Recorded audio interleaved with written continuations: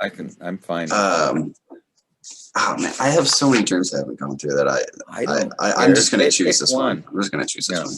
So I was in a house and everything was dark. And I got up out of bed to use the restroom. I was kind of in an open bedroom, like I'll explain it. But I walked down the hallway to the bathroom, and someone was in there with the closet light on. I believe they were in the closet in the bathroom. And I stood outside the bathroom and waited for them. And I thought to myself that I hope they had a good dream and that I was excited for them. They came out, and it was a tall, lanky man, and I said hello to him. Then I go in the bathroom to pee, and there are a couple problems. One, Craig's wife is in the next room, and she's upset that there is noise. So I have to be very quiet. I try to pee in the toilet, but hold on. But the toilet's super low to the ground, and there's plastic wrap all over it. So the urine just splashes everywhere, and it gets all over these tissues and on the floor. And I soak a cloth with some water and wring it up to try to start cleaning. And when I wring out the towel, the water just sprays all over the floor. And so I'm making even more of a mess. And I soak up the water with a sock, and I start to clean up the toilet, or I go to clean up the toilet, but the toilet's gone now. And there's just a bunch of pictures in black picture frames.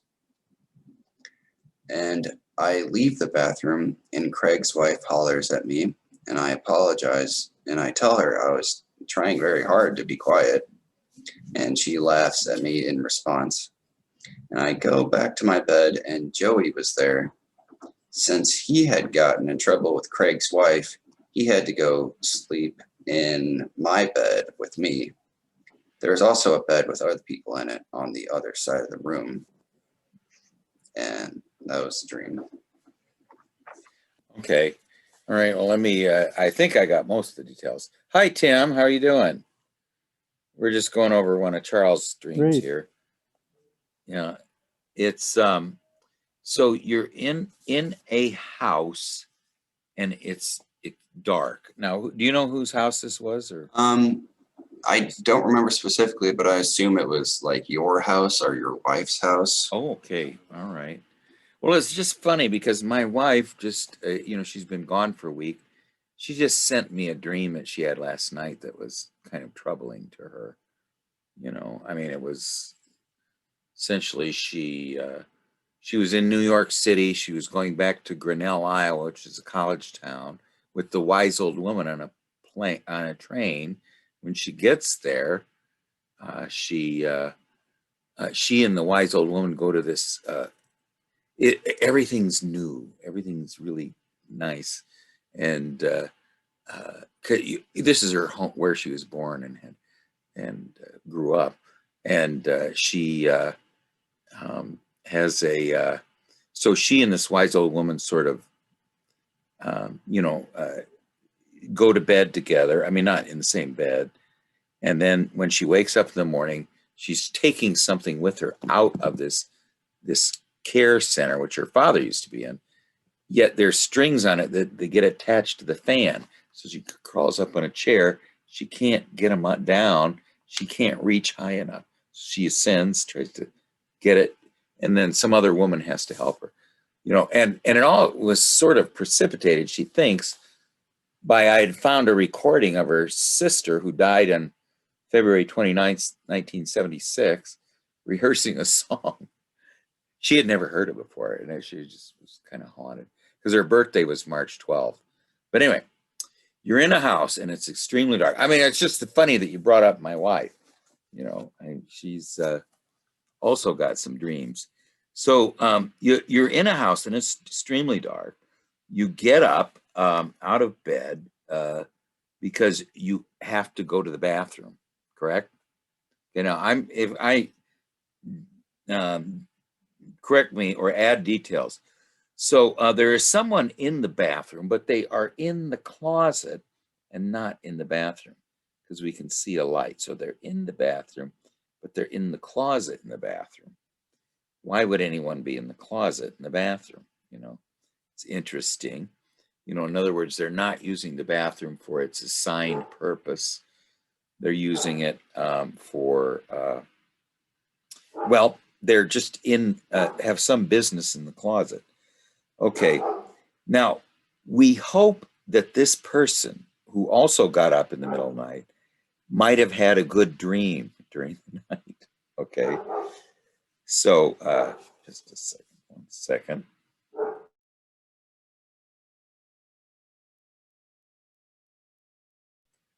Okay, sorry about that.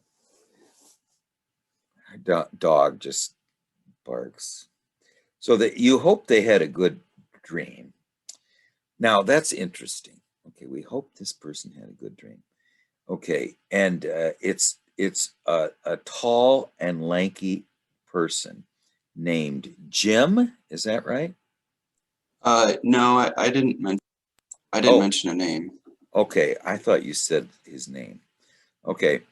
So anyway, let's just go over that part. Okay. So you're in we're in this place where there's a lot of people. In the middle of the night, we're trying to get up because we need to go to the bathroom. You know, now whenever we're going to the bathroom, it's just something instinctive, or there's something bottled up in us that needs to come out. You know, and oh, you have a good you text. You got it there. Yeah, that'll help. Okay, I'm gonna just copy it. Select all. All right. Okay. Oh, jeez. I selected all, but I didn't copy it. Copy. There we go. Okay. All right. I'm just trying to interpret my wife's dream while she actually does analysis. Okay. So we were in we get up to, we walk down the hallway to the bathrooms. There's someone in with the closet light on. So when we're going to the place during the night, because there is something that we needs to come out of us that's instinctive. You know, we walk down the hallway to the place where these things are let out, and there is someone there with their closet light on, and we stood outside and waited for them, and we thought to ourselves, I hope they had a good dream, and you're excited for them. So you are excited when people have a good dream, you know, and so I think you know the actually looking at the idea of going to the bathroom is usually is not you know, has something to do with something that needs to come out of us, something that must come out of us, and something that comes out because of nature, not anything that the psyche decides, like a dream. So it's sort of this instinctive release of something inside of us that ego has no control over, but must come out. So it is a sort of, it's not, of course, as numinous as a dream, but it is something to do with nature and with the instinctive that needs to come out. Okay, now there is someone in the closet. So I'm going into a bathroom.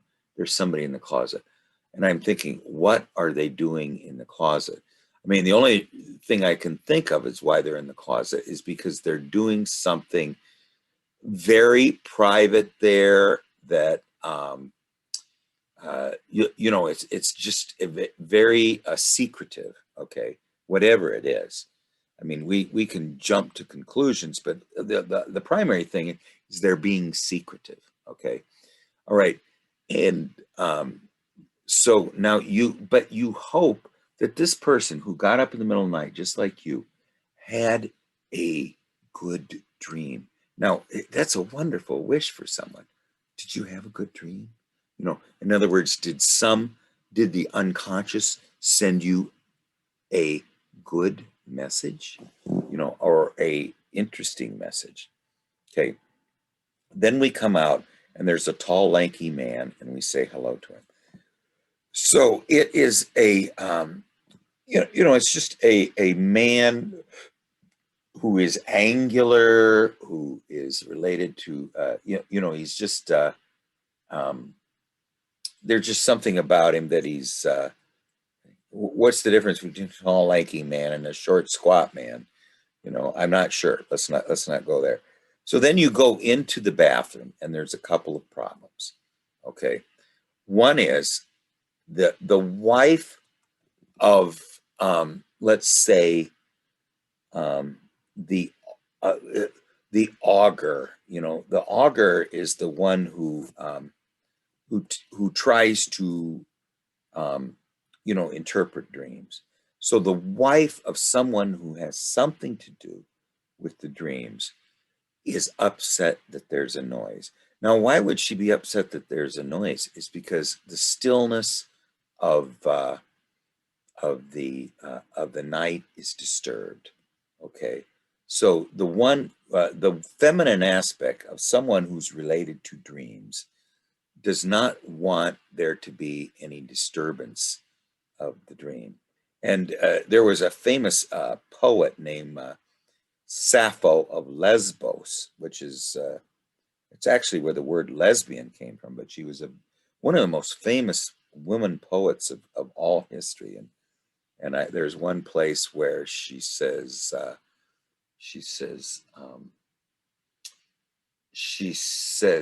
that grief is not welcome in the temple of the muses. She's telling this one guy who's coming in there with all these sad stories, and it's not welcome from you either. You know, don't bring a disturbance into the temple of the muses. So this feminine aspect of someone who's related to the dreams is wanting there to be temple silence. Okay, what people used to do is they would, for healing purposes, they would go and do what's called a temple sleep. You know, they would go and sleep in a place in the temple, in the sacred place, because they knew they would get better dreams there. So this is kind of what you're doing. I mean, you're there to get good dreams, and you're hoping the other people who are sleeping there got good dreams. And the wife of someone who has to do, or the feminine aspect of someone who has to do with the dreams, is saying, do not disturb the people who are trying to have dreams. So you have to be very quiet. Okay.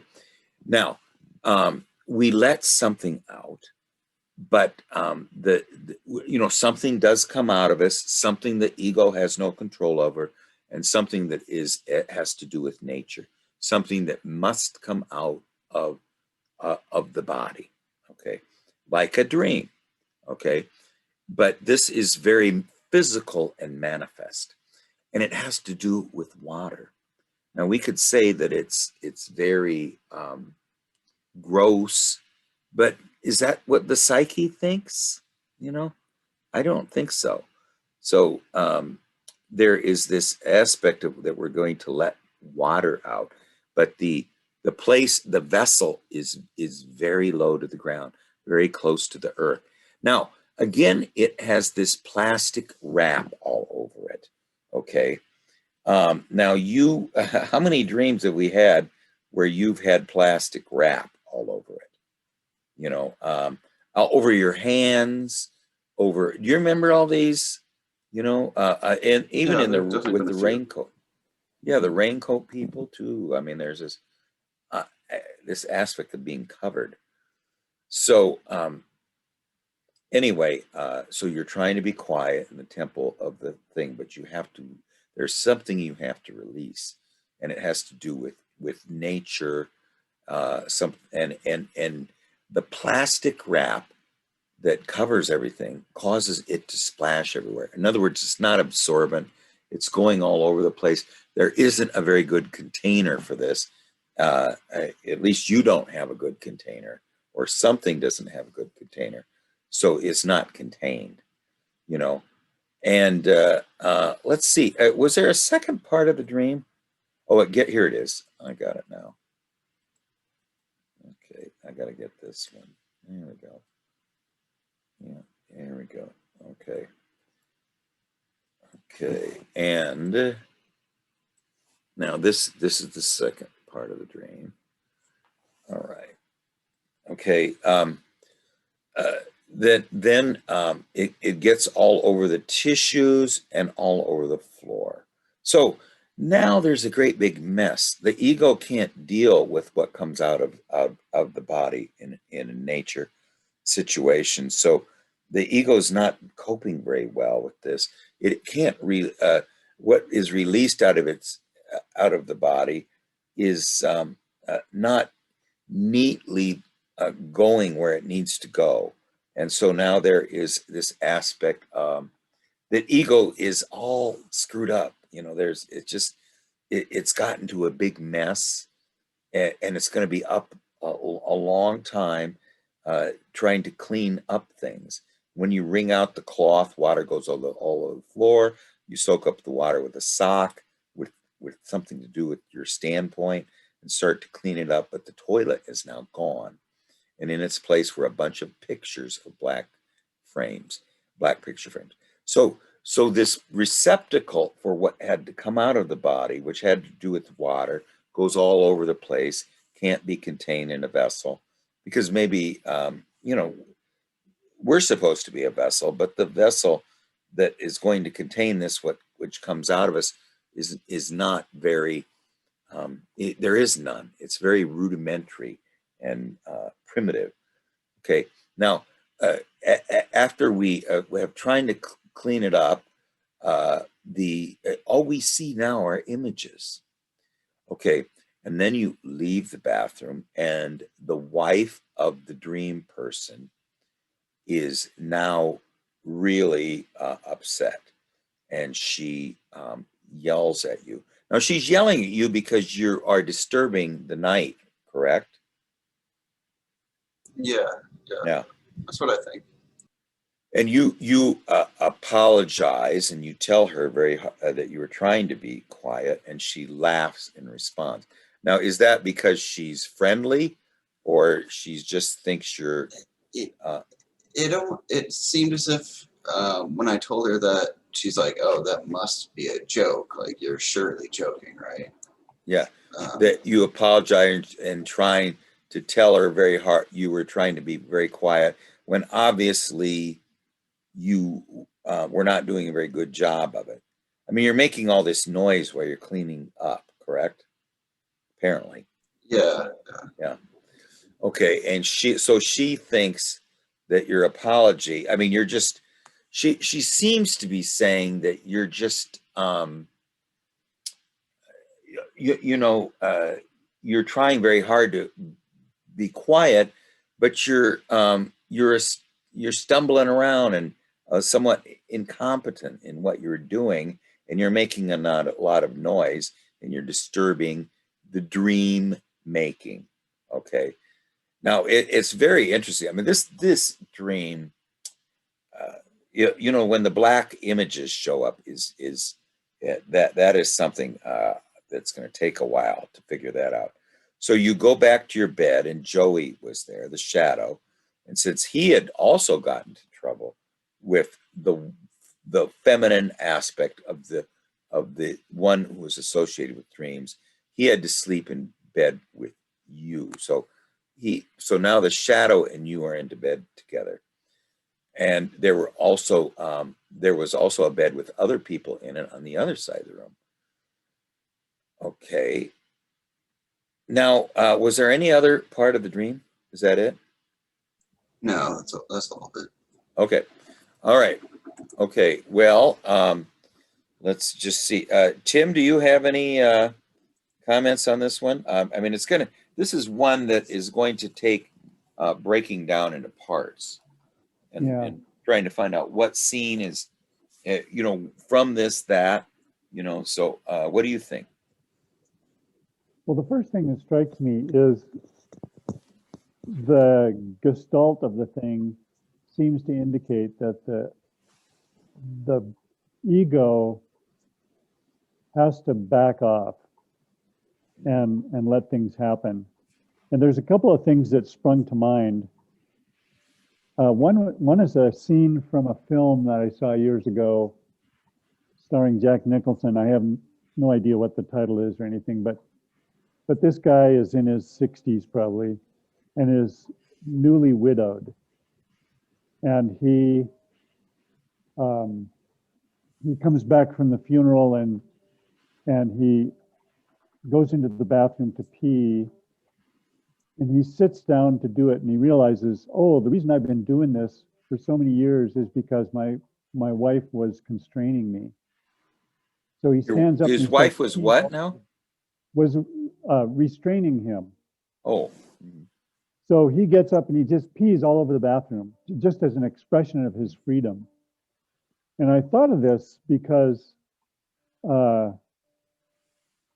there's a way in which our bathroom behavior is this natural thing that is very constrained by civilization.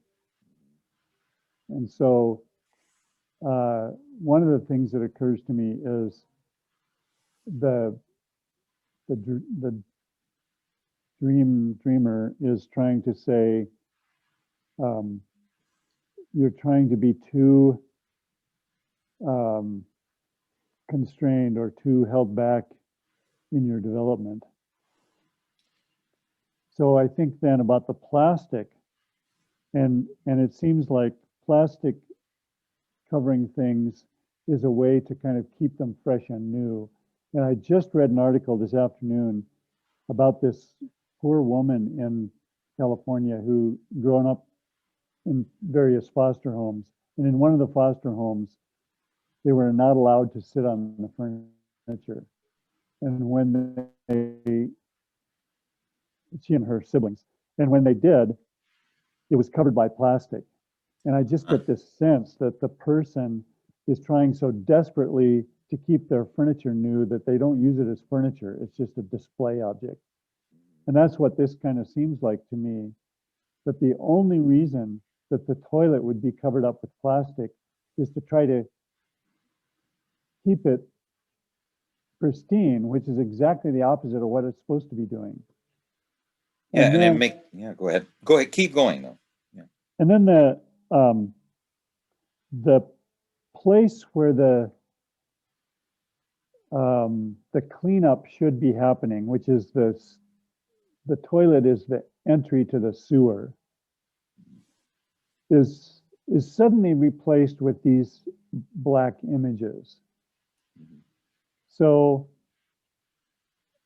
I don't know quite what to make of that, but I do think about the fact that a black rimmed letter is an announcement of death.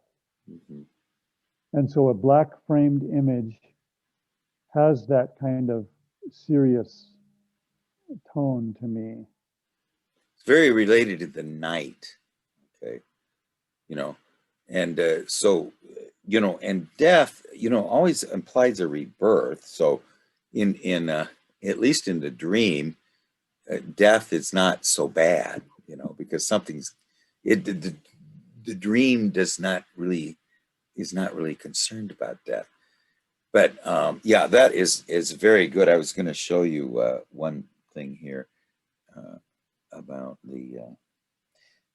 And by the way, Tim, if you have a dream, we can go over that. Hopefully you do. Let me see if I can find this. And then I would just add that you end up going back to bed with this. Joey is the shadow figure, right? Is that right? Yeah, Joey's. Yeah, go ahead, Charles. Yeah, I think it's fair to say that he's a shadow.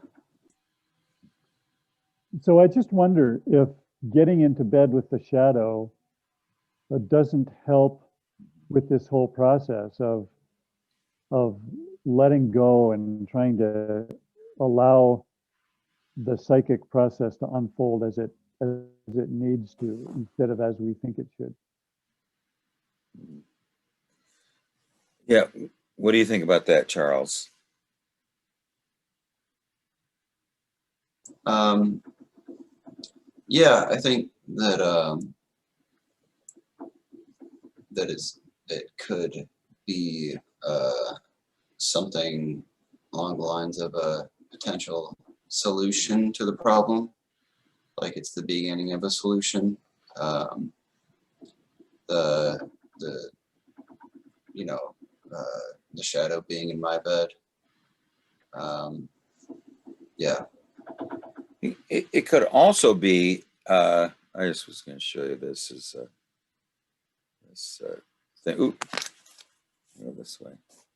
This is Sappho of Lesbos. Must I remind you, Kleist, that the sounds of grief are unbecoming in a household dedicated to the muses, and that they are not suitable in ours. I mean, this just seems so close to this, feminine aspect of the dream maker, wanting everyone to be still, because it seems really is like it's a place of temple sleep. And then there is this comical aspect of the relieving ourselves, you know, uh, in this kind of a sacred place where we hope people have good dreams. Okay, so let's go over again here, because we got some ideas. So we're in this house where everything is dark. And we find out later that this is a place where people are supposed to have great dreams, and also has somewhat of almost a goddess there, this feminine aspect of someone who's related to the dreams. Let's see, Dawn, are the picture frames empty? No, they have stuff in them, but I don't really know what.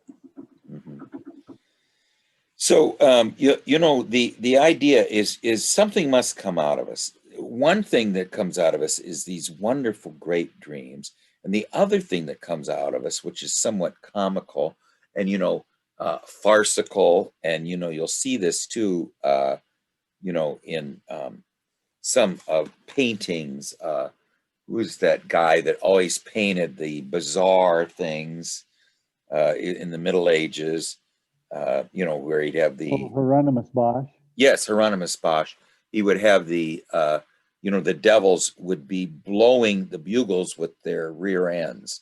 I mean, it's just this comical aspect of our, and also something that's related to the infantile nature, to anything related to the bathroom, especially if we're not very good at it, or fumbling around at it, has something to do with uh,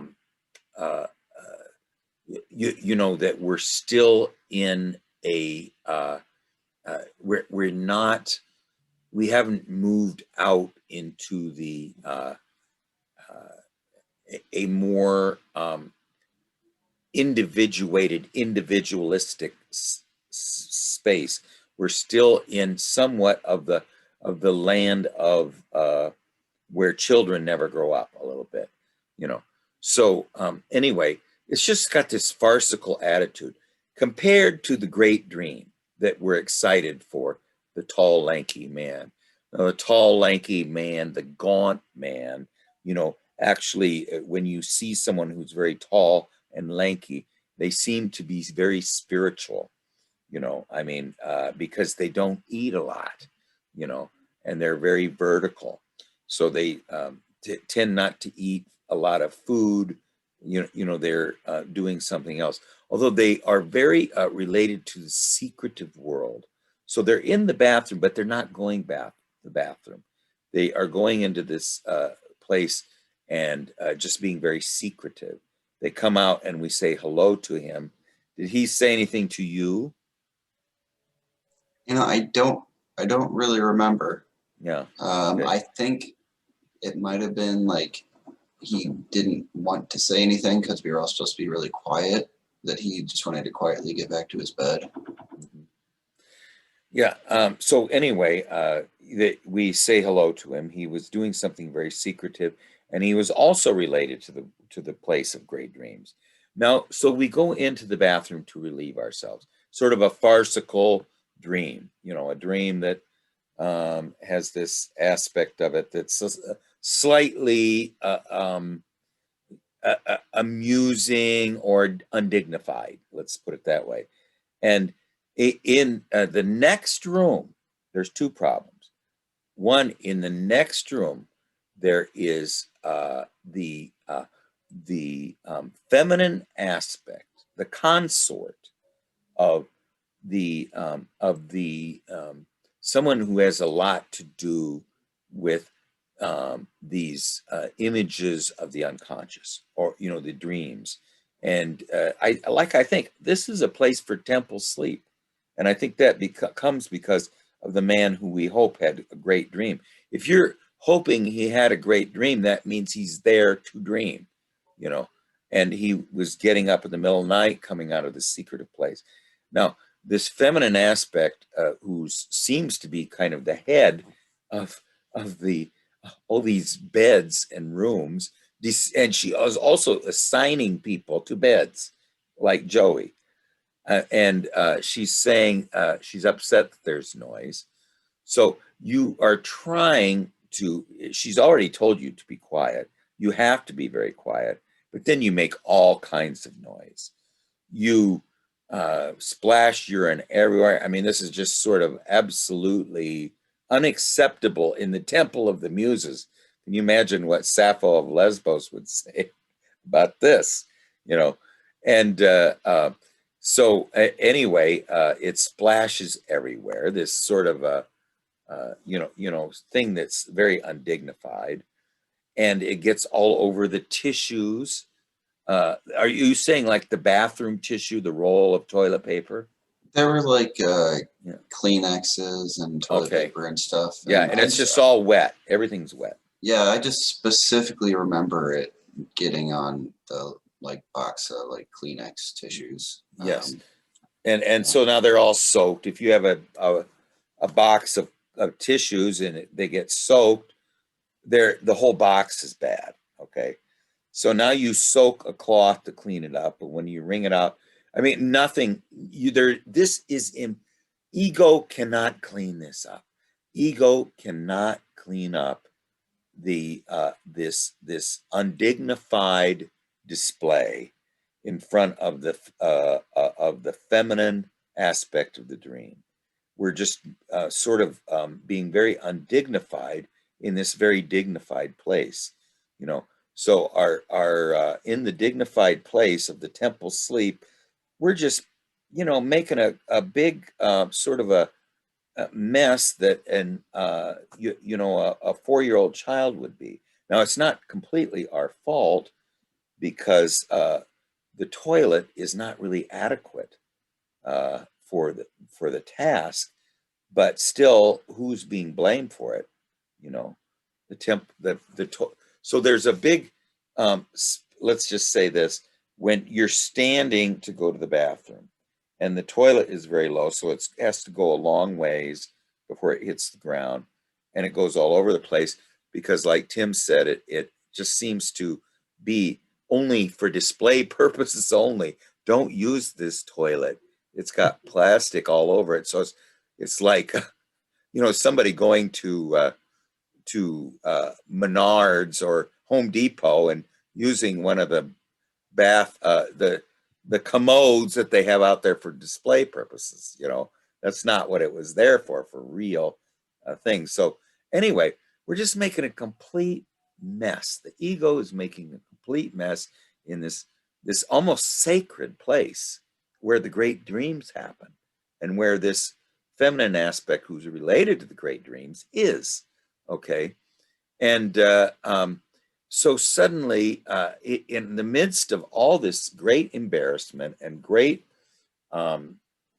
inability of ego to be to have an adequate or to appropriate role in this place, suddenly everything changes. Now, instead of the toilet, we see images. Okay. You know, I used to have these dreams where uh, um, it was just all about pictures, you know, and with things that move in them. But it was really something to do with the realm of images, which is another clue that this place is the place of the dream maker. Okay, so there's these pictures in very dignified. You could say one thing: if you see a black frame, as Tim said, it usually has something to do with something very grave, very serious, very not frivolous. You know, it's not pink, it's not you know turquoise. It's a very dignified color that is somber. Okay, uh, when we were at um, Custer's battlefield, I was taking a picture of my wife, and she had a great big smile on her face. And right as I was waiting, she's, no, wait, I have put my somber look on. You know, she can't have her picture taken at Custer's battlefield smiling.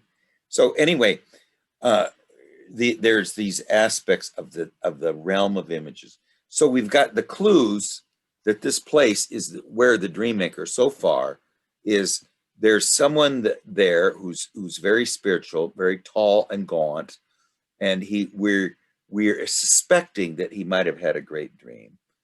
The feminine aspect of someone to do with dreams is there, and then we see where before was sort of this uh, toilet for you know, only for viewing purposes only.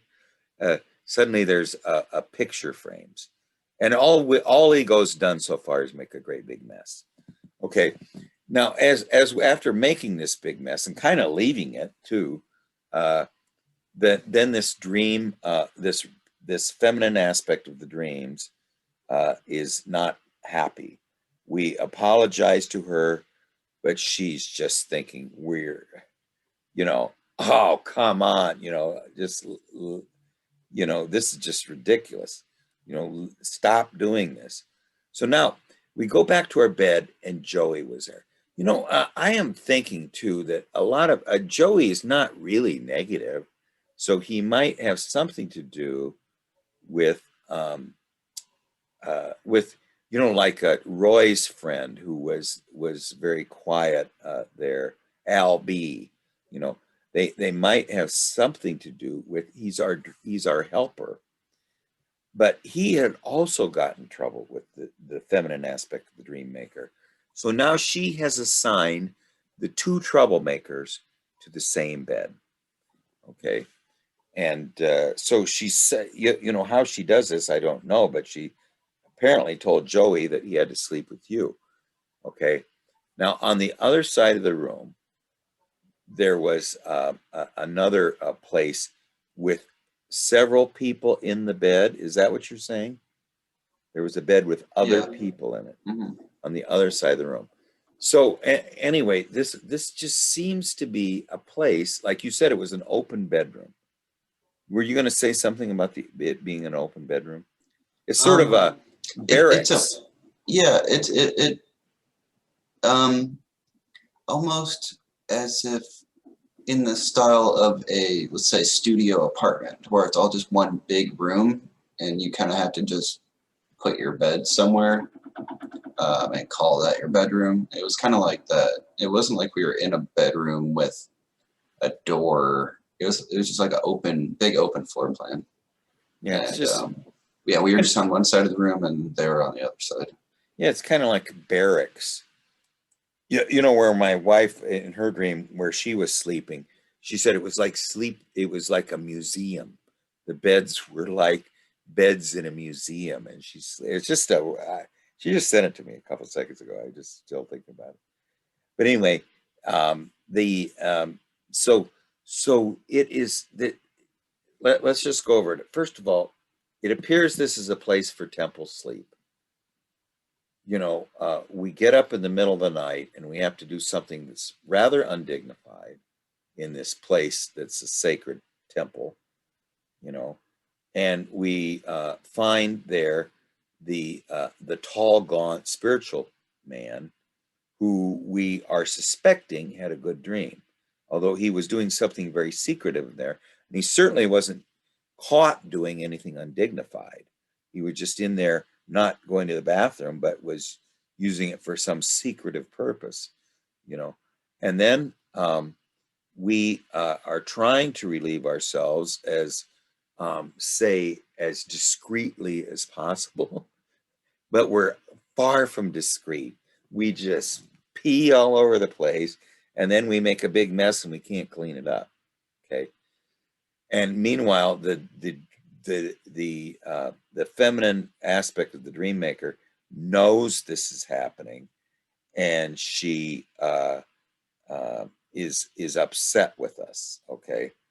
And then suddenly we look down, and this might have something to do with her magic. She's made the toilet disappear, and in its place is, Charles, we're not here to go to the toilet. Here is the purpose of being here. Images, you know. So maybe she did it. I don't know, but some magic occurred. She's a magical person. I mean, she knows what we're doing. She listens all through the night for disturbances, and she has sort of a goddess-like laugh when we try to explain ourselves. And she also is the one who assigns everyone their sleeping quarters.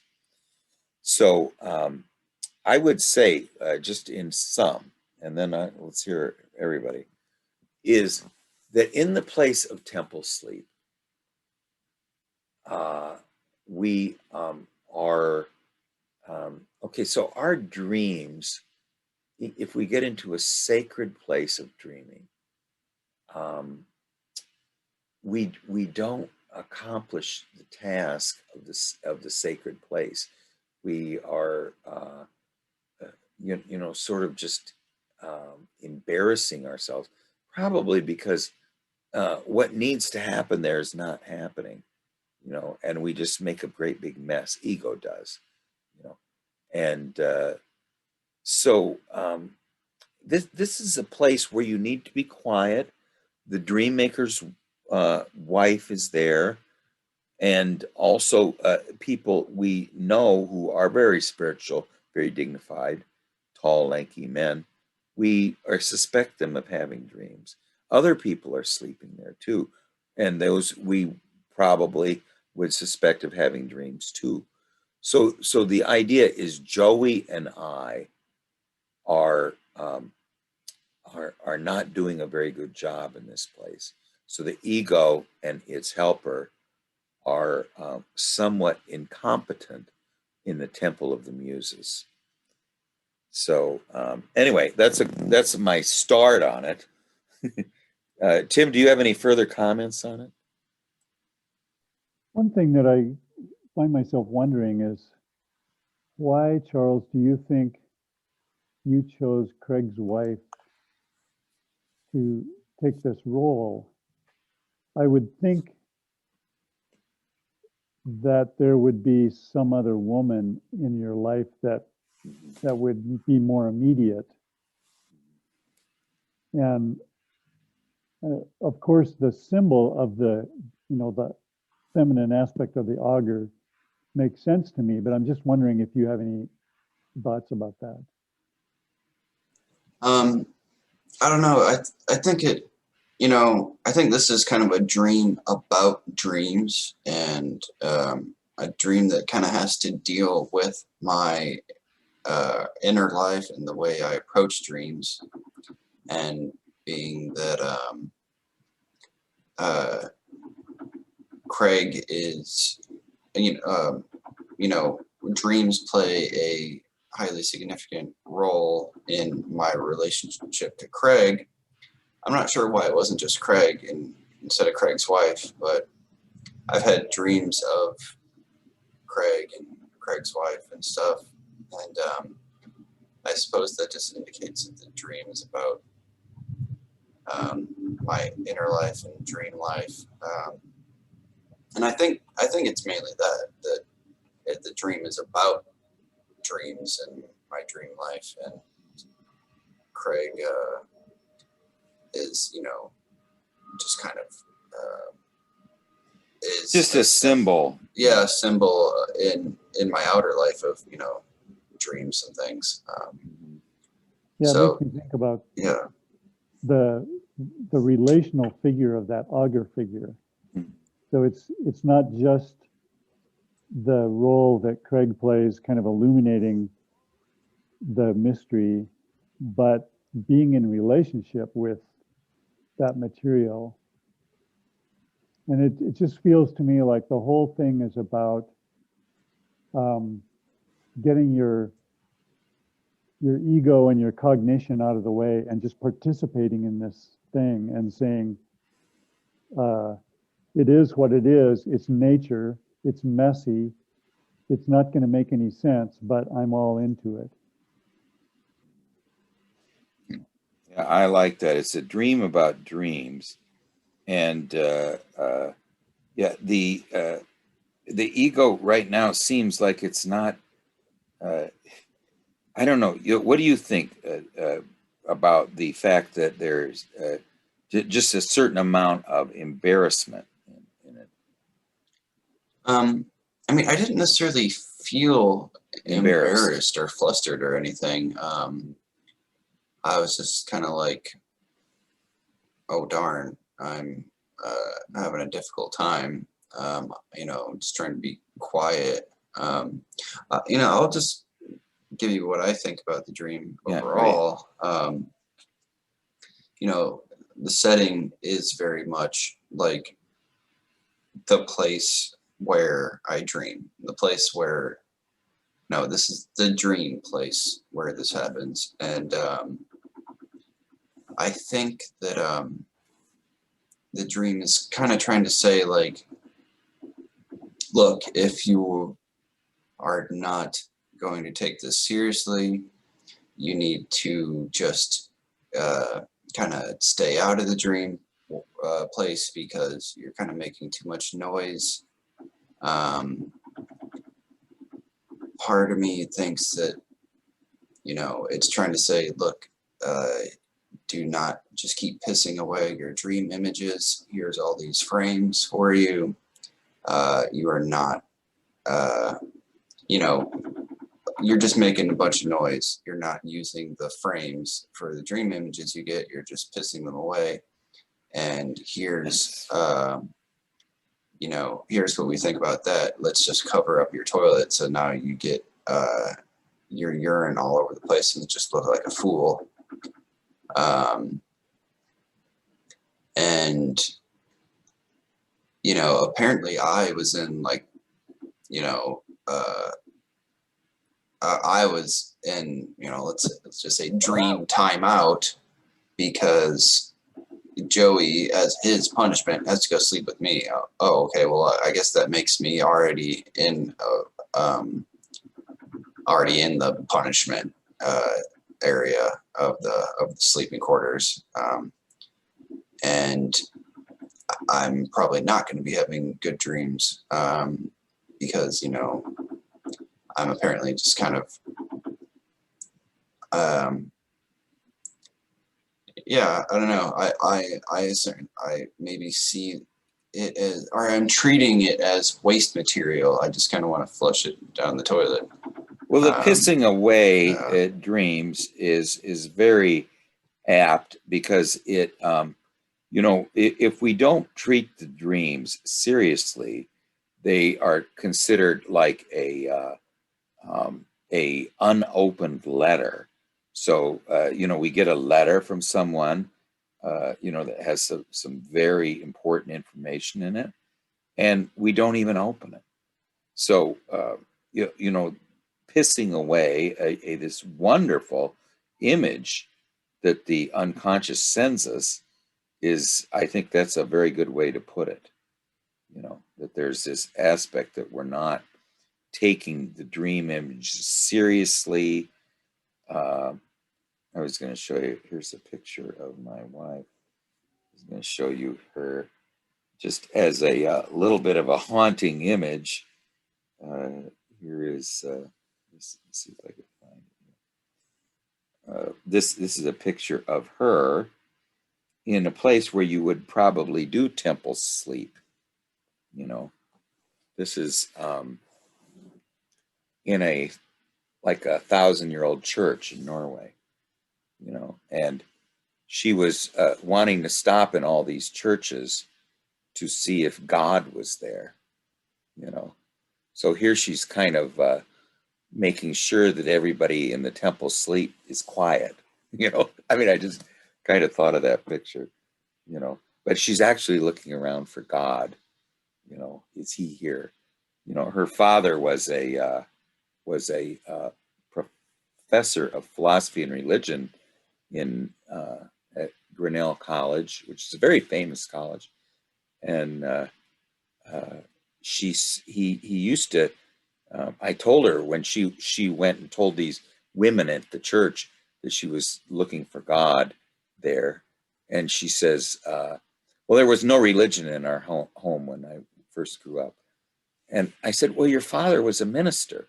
You know?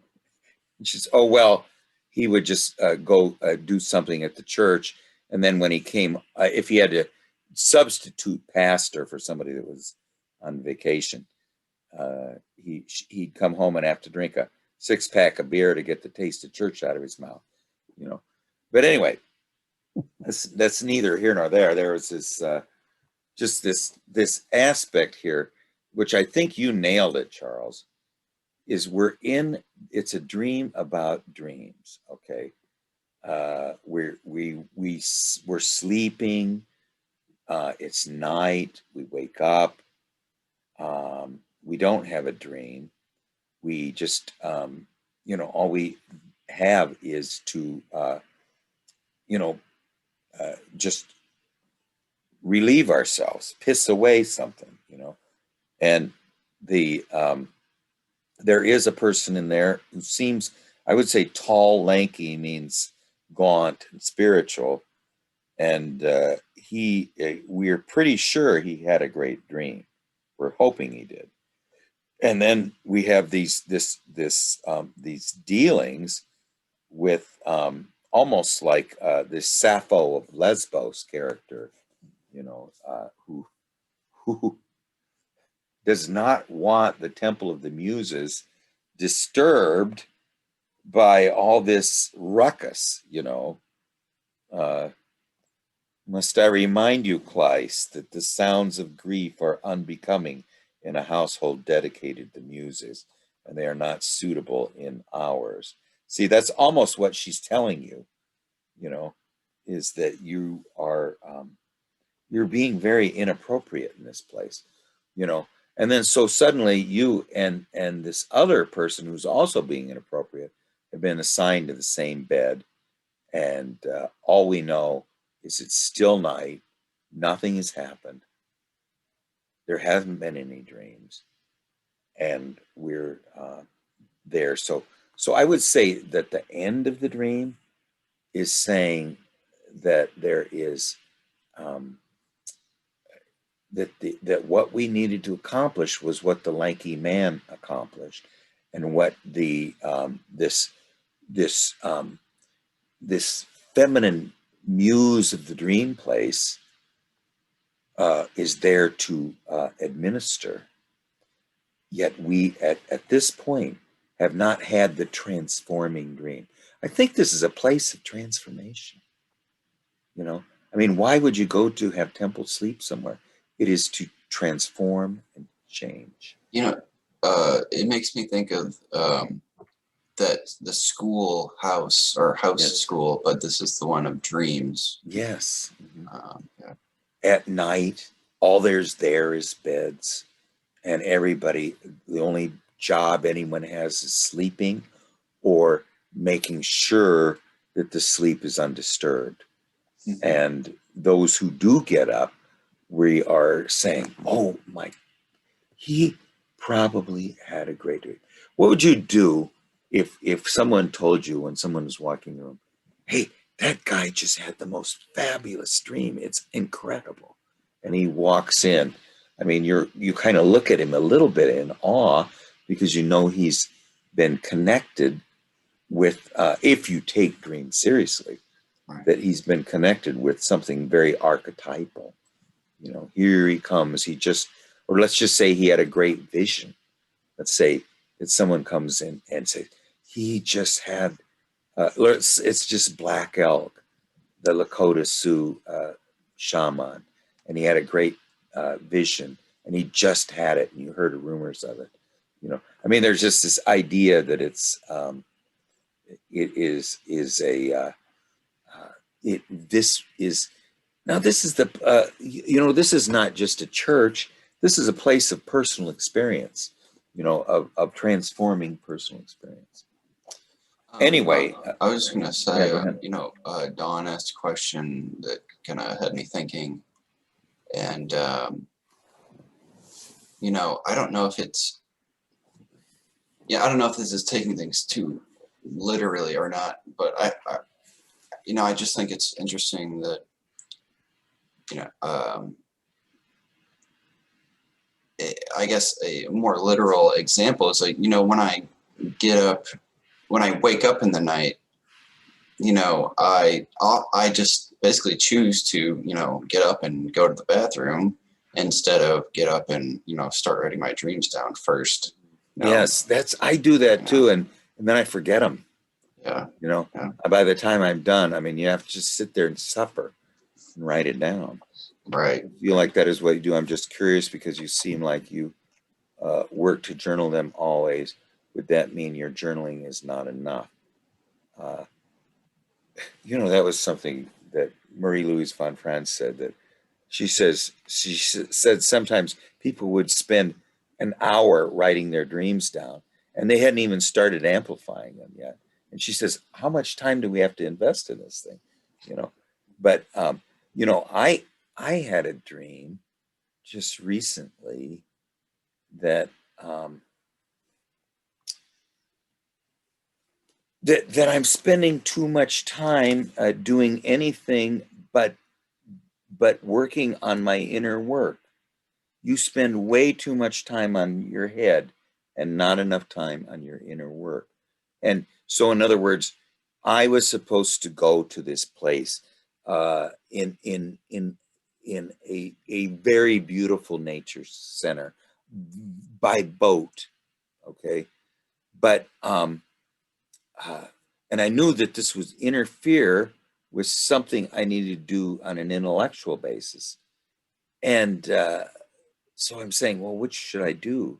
And the dream is saying, you need to go to the place of nature and work on it. You know, so yes, I think this is a wonderful dream about dreams, and I think it's what it's saying, if nothing else, is that this is a sacred task. You know, I almost destroyed my teeth eating cookies in the middle of the night. I worked somewhere in which I got free bakery goods every night. Let's see, me too on weekends and then on weekends. Yeah, well, yeah, getting up in the middle of the night and eating cookies or something, that's a very uh, inferior sensate thing to do. You know, I do that. Right. Yeah, because I'm a sensate inferior, I seem to every time I wake up think I need to eat something, you know, and that's because I'm not conscious of my sensate function, you know. Well, anyway, Tim, did you have a dream that you wanted to talk about? Dawn has a dream, but I'm gonna work on hers individually first because it's a pretty long dream and it's a very important dream. And I'm just going to send it back to her and see if she has any comments. And then if she wants to, we'll discuss it Wednesday. But Tim, did you have a dream that you want to discuss? Sure. Yeah. Okay. Great. This is a little bit of a challenge for you. Okay. Sure. Well, I'm Because up to it. I get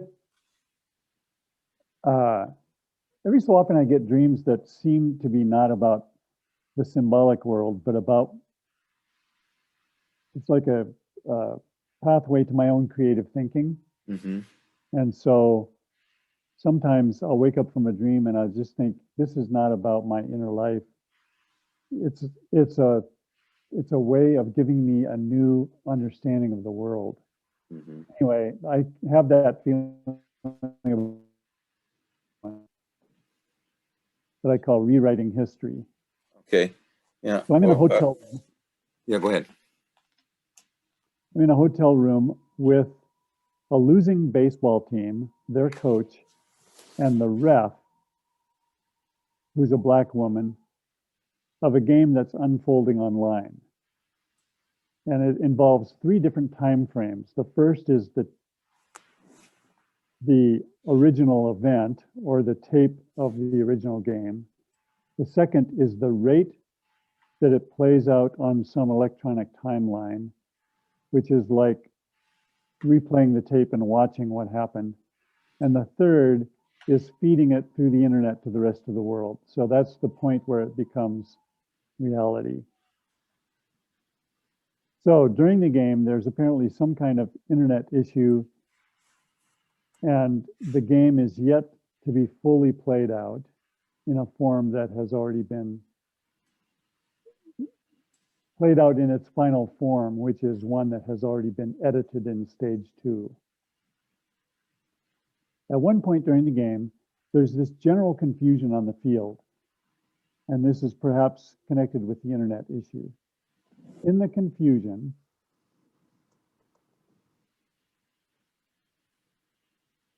during that episode, the winning team steals 2 runs.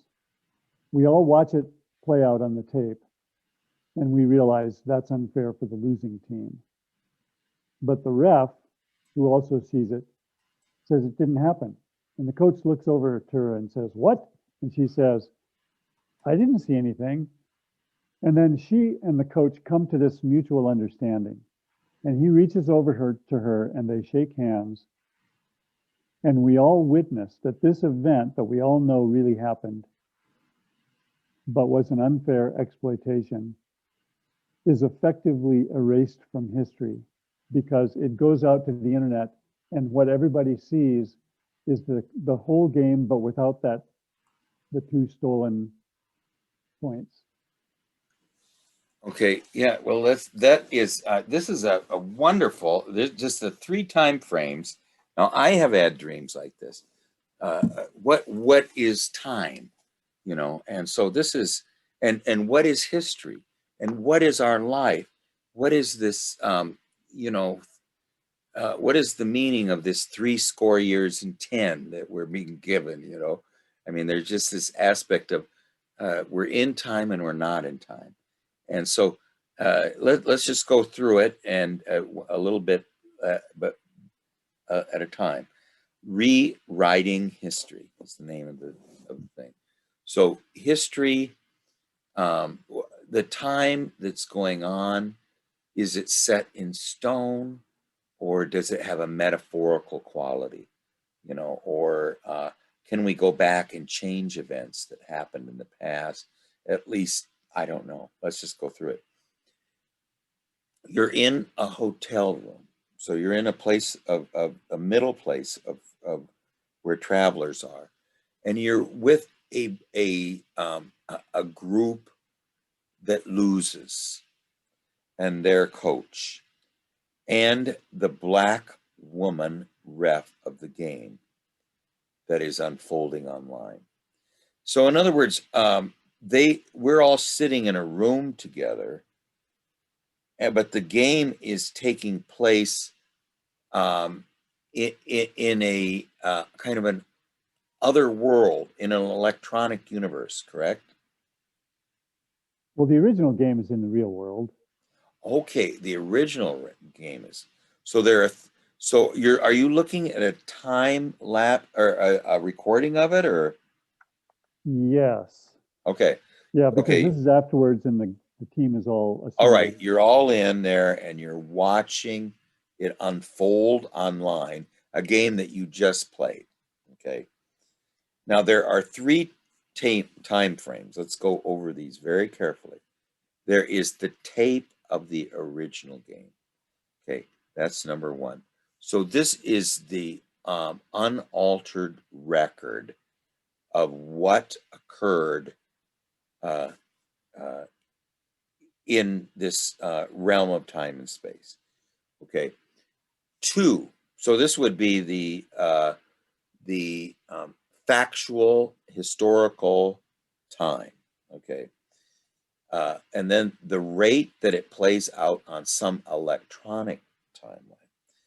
So now, what is the difference between? I think of it, you know, I'm partly a film person, so I do film editing. And I think of the difference between the original shot, which is all in real time, and when it's in the editing room, you can stretch it or you can squeeze it, you know, you can cut it into bits. It's real time, but it's altered by the electronic process. Okay, it's edited by the director. Yeah. Okay, so there is the third version would be whatever the finished product is, because it too plays out in real time, but everything within it has been altered and stretched. okay. So you have the raw footage, and then the second thing is you have the editing by the director. Someone is going to take the raw events and is going to is going to now what would a filmmaker do? The filmmaker is going to try to tell a story, correct, with the raw footage, or what would you say that the one that's putting it on electronic timeline, are they editing it? Yeah. Yeah. And maybe trying to clarify it. Yeah, they're trying to edit and clarify it, make a story out of it, or somehow make it understandable. Okay. Yeah, because you cut out all the stuff that isn't relevant. Yeah, this is raw. The second one is going to contain more meaning. The first one is just the event without meaning. The second one tries to add amplification to it. So like the first thing is the dream. The second aspect is the dream that's amplified, okay, or this raw footage that has someone with a vision who tries to take the vision that they have of what happened and add that to it.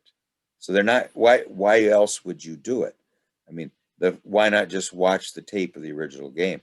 No, there's a magical person there that is going to edit it with meaning. He's going to try to add symbolic significance to it. Okay. And then 3 is when he is done, then this is what is left. Okay. This is the final product. Okay. Now you could say it's fed out to the internet and fed it to the rest of the world, but it's the final product. There's the raw of what really happened. Okay, let me put it this way. Let me just put it this way. You tell me how far off I am. Okay, everybody. This is something that comes up in law cases sometimes.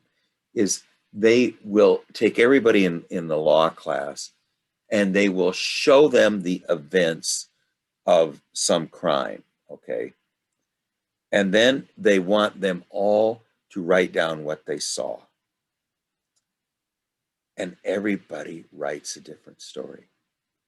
And the idea is to say that each witness brings their own way of seeing to that event.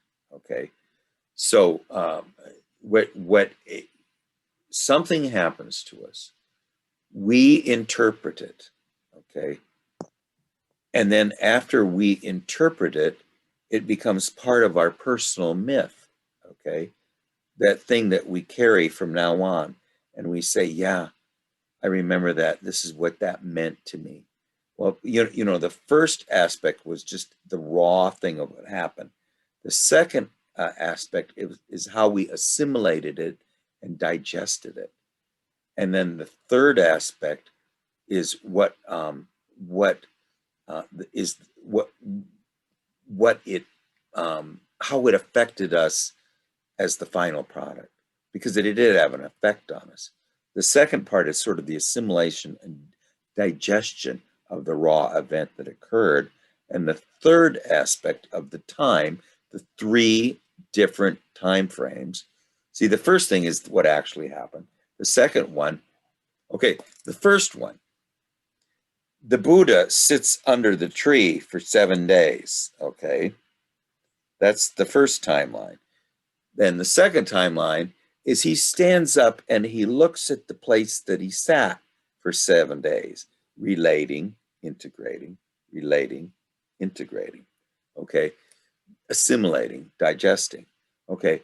Then the third aspect is what the meaning of sitting beneath the tree for 7 days and the meaning of looking at the place you sat for 7 days is now what the Buddha carries out into the real world, to the rest of the world. The three time frames, you know. So the time frame of the actual experience, the time frame of relating and integrating the actual experience, and then the third time frame is what we carry out into the world based on the experience, relating and integrating of the experience, and then now we are going to carry this personal experience out into the real world. We have a dream. We interpret and relate and integrate the dream. Now we've been affected by it. So everyone who meets us is going to meet the person who was affected by the dream. Okay. All right. Did I spend enough time beating that horse to death? Okay. So now apparently there's some kind of internet issue, and the game is yet to fully play out publicly in a form that has already been edited. Okay, so this has something to do with number 2 and number 3, correct? Yes. Yeah. Okay. So there's some kind of internet issue. So the internet is really, to me, is Hermes. Okay. You know, Hermes is the messenger between the two worlds, and the internet is the messenger between two worlds. You know, it's just this aspect of the inner world and the outer world are connected with. Now, you're saying you don't think it's necessarily inner and outer world, but I'm just trying to, you know, go over this. But these, the game has yet to been fully played out publicly in a form that has already been edited. So this is an aspect that 2 and 3 are in flux. Okay. So at one point during the game, and this is the replay of the game, there was a general in the original event, there was Yes. some kind of general confusion. So number 1, now we're talking about number 1, right? Yeah. Yeah. So in number 1, and this is what caused the confusion in number 2 and 3. In number 1, there was confusion on the field. Now, see, do you see, Tim, and maybe I'm not, maybe I'm misinterpreting, but doesn't it seem like everything's happening at once, even though it happened in the past? Our current people sitting in the hotel room watching it, it hasn't been set in stone yet. Yeah, and this is where it gets really curious to me, because Yes. you know, if there's an instantaneous event, it happens on all 3 of these levels instantaneously, even though they're all different. Yeah, because the general confusion in number 1 is being caused by 2 and 3, which happen afterwards. Is that right? Who knows? Okay, well, at one point during the game, there's a general confusion on the field. And that's looks like it's about what's going to happen afterward, about 2 and 3. And in the confusion of what is happening in relating and integrating, and then carrying it forward, somehow number 1 uh, uh, is allows an event to happen that didn't really happen. So, uh, so in other words, the raw footage has been altered. You know, we all see it happen, which is unfair to the losing team. So now the losing baseball team, do you mean that they're just generally losers or they lost this game? They lost this game. Okay, they just lost this game. But the idea here is that all time, the future, past, and present are all here right now. That's what I think it's saying. I mean, that this is supposedly what happens in the psyche is everything that happened in the past, everything that happened in the future has already happened, and it's all in the present.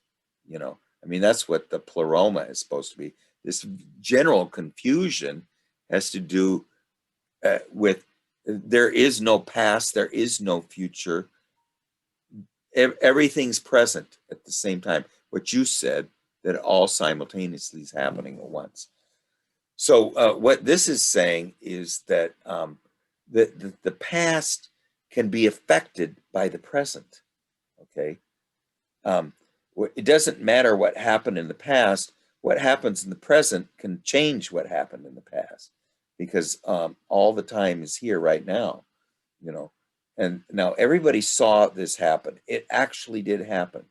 In the present, the past was changed. And we say this is unfair because this caused a team that did not lose. And the general confusion is being caused by the fact that there is that time is not staying in its slots. You know, there are 3 time frames. You know, the past, the present, and the future. It's kind of sort of I'm not sure, but that's right. Okay, and we all see it happen, but the ref says it didn't happen. And the Yeah, coach says, number what? 3 is the future, Yes. because my sense is that everybody in the hotel room is like in the editing room, Mhm.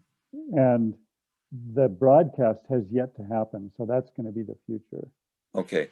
The number 3, Yeah, the future that's going to happen. So what it is really saying is our past, what happened in the past to us can change by our present ego attitude.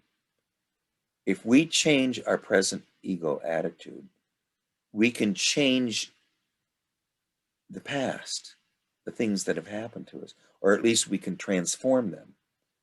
So the present attitude of ego can transform that being that we were before we were transformed and change it completely, you know, by its attitude. And then someone says that you know, something bad happened, and we sort of do a jujitsu on it and obliterate it by our current ego attitude through our editing or whatever. And then some historian, rewriting history is the name of this book, by the way, or this thing, right? Rewriting history.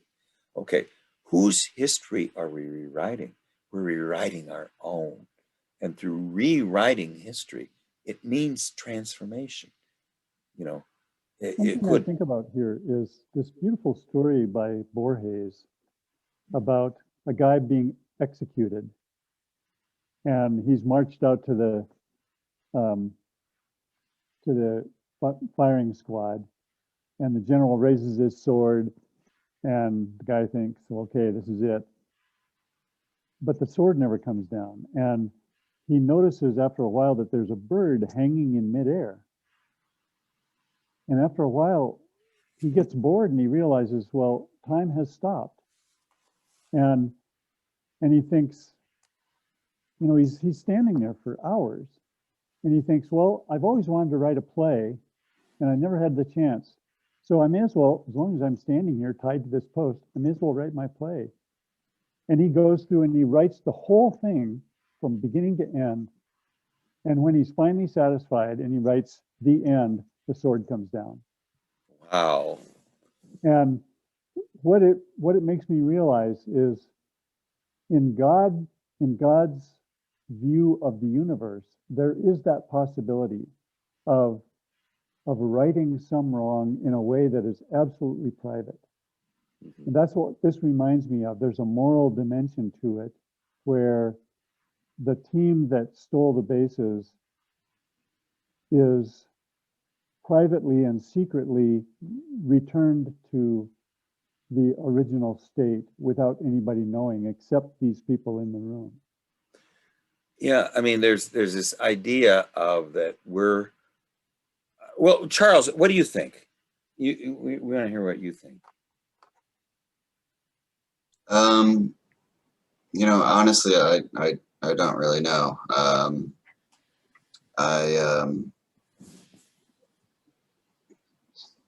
Yeah, I honestly don't really have a whole lot to say about the dream. It's a little strange as far as the whole timeline things go. But I guess I just wanted to ask just for clarification, though I feel like you've already said it. Like, so it's when the ref says, you know, I didn't see anything, and the coach is like, you know, what? That's the coach of the team that got exploited, right? Yes. Okay, and so she kind of makes like they shake hands, and she's not siding with the team that kind of cheated. She's siding with the team that got ripped off, correct? Yeah, she's rectifying the wrong without Okay. taking any responsibility for it. So, Okay. you know, it's like Yeah. plausible deniability. Oh, I didn't see anything. Right. Yeah, that's interesting. Yeah, I don't really have any sort of interpretation or a whole lot to add, but it's a very kind of strange and curious dream. Well, there's two opposing forces. You know, there's two teams. I mean, Dawn was asking about the nature of the two teams. There are two opposing forces. One is affected by the general confusion of past, present, and future being all present at the same time. The other one is taking advantage of it. You know, one side is confused and bewildered by the this time being all, and the other team, the other side, is just saying, they're just exploiting it. You know, we are going to use this to our advantage. You know, where the other team is just baffled. You know, so really, Tim, I think the whole title says it all: rewriting history. And there's three timelines of what actually happened in the past, of how we relate and integrate to that past, and then after we have related and integrated, how are we going to relate and integrate? Are we going to relate and integrate in a positive way to it, or is it going to be something that makes us progress, or is it going to be something that makes us regress? Now, this might have something to do with one team gets 2 runs, the other team was is now pushed back. One team moved forward, one team moved back. You know, but the idea, I think, is that the first, what happened. Secondly, how do we relate and integrate it to it?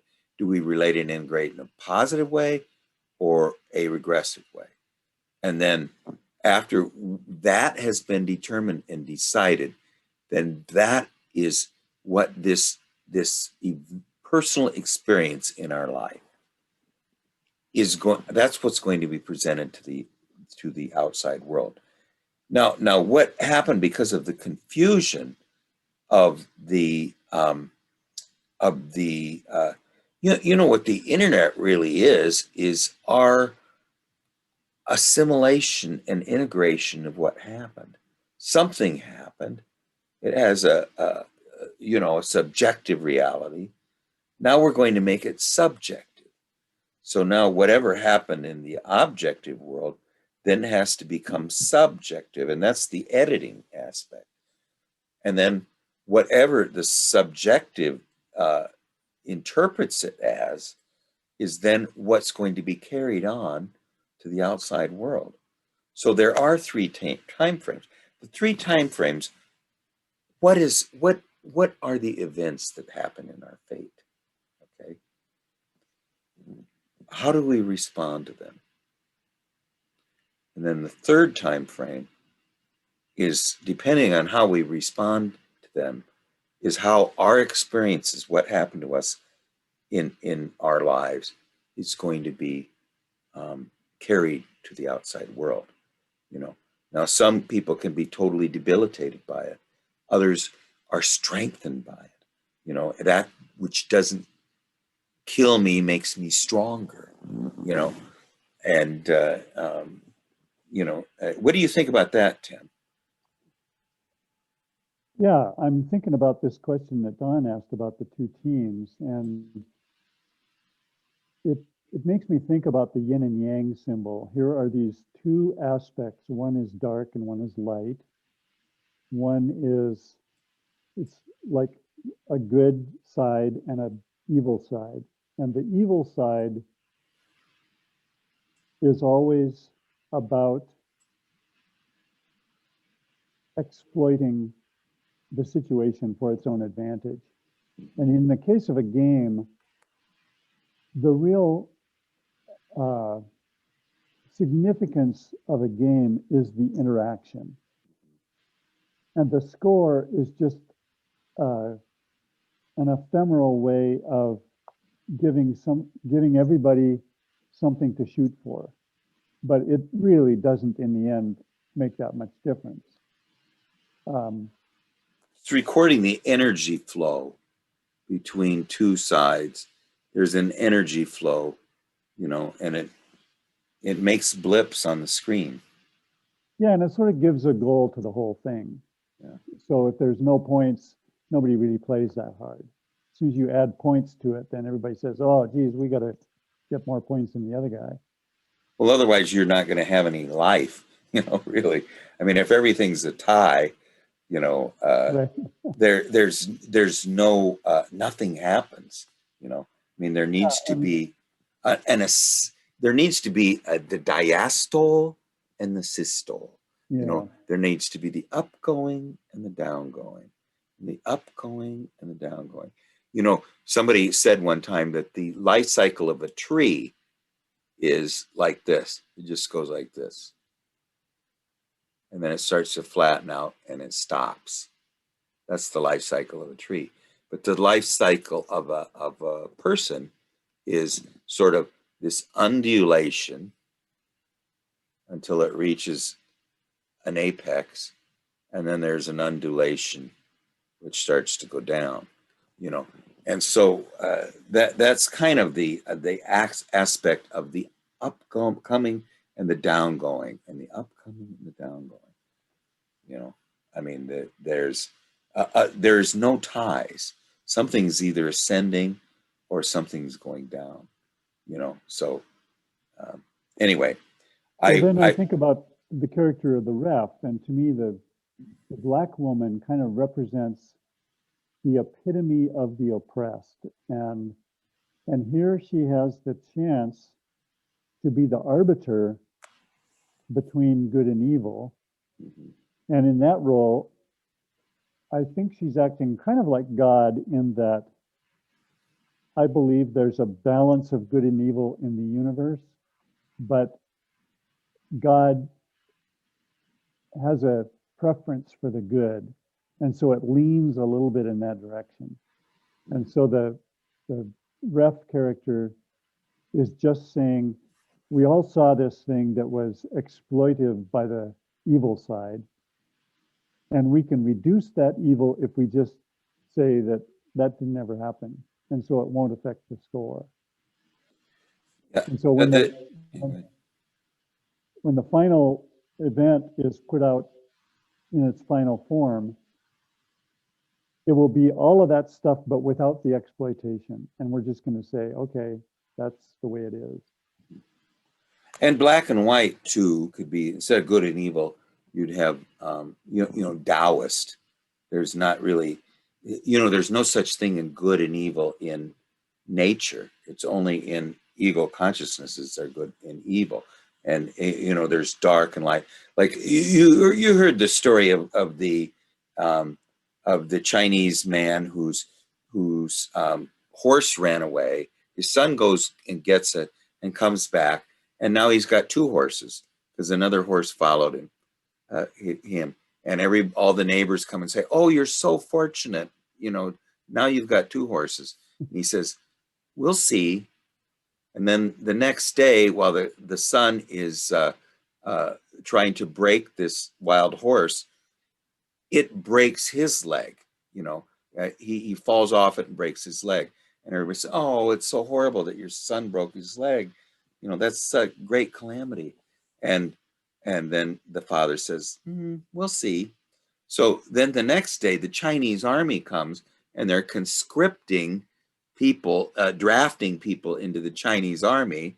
But when they see him with the broken leg, they say, "Oh, well, we won't take him," And everybody comes and says, "Oh, you're so lucky that your son broke his leg. He doesn't have to go to the army now. You're very lucky." And he says, "We'll see." So there's this object of the ebb and flow, of things, But Tim, I really, and now I'm just saying, I think this is what you said at the start has something to do with your creativity, maybe, But this really seems to be, to me, and I'm going to just say that what happens to us is neutral, okay? Our response to it is not neutral. It's either going to be positive or negative. And whatever our response to it, this neutral things, like the in the Chinese story, is our response to it is makes all the difference, because then whatever our response to it is what we're going to carry into the outside world.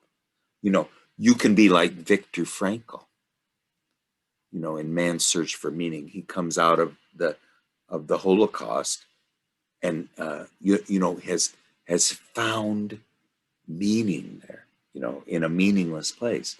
Or you can come out like Elie Wiesel, and be completely bitter about it. It's just interesting. I was just mentioning my wife's sister, died on February 29th, 1976. And I happened to read a thing that her brother wrote about it. And he was writing about his mother's response and his father's response. She said, "My mother was bitter and angry at the entire world." This was her 21-year-old daughter, who was just a lovely girl, that took too many overdose, So her mother was just bitter and angry at the whole world. In fact, she moved away, went down to Baton Rouge, Louisiana, and spent a couple years there, just kind of abandoned the family, And then there was the response of her father, the professor, at Grinnell College, and her brother says, "My father was just embarrassed. When he went out, he just felt like he ashamed of it, So I mean, there's this object of how do we respond to this event, you know, there's all kinds of different responses. And then however we respond to it is what we carry. You know, one carries bitterness and anger into the outer world. The other one just carries shame. You know, I mean, anyway, well, let's think about this one a little more. Now, Dawn sent me a dream. I'm going to work with her on it tomorrow. And if we'll see how it goes. And then if we might present it Wednesday, but if not, it's kind of a personal dream. So anyway, thank you too. I had a few goosebumps too, Dawn. Okay. And Tim, that is a wonderful dream. And Charles, your dreams both of those were really good. So thank you very much. I think I'll have to find out where Roy went, but we'll see you Wednesday. I think it's his birthday today. Oh, it is his birthday. Yeah. Okay. Well, Adelaide took him out for dinner then. Yeah. Okay. All right. Well, thank you, everybody. And we'll maybe see you on Wednesday then. Okay, see ya. thanks. Thanks, Tim, Charles, Dawn. See you later.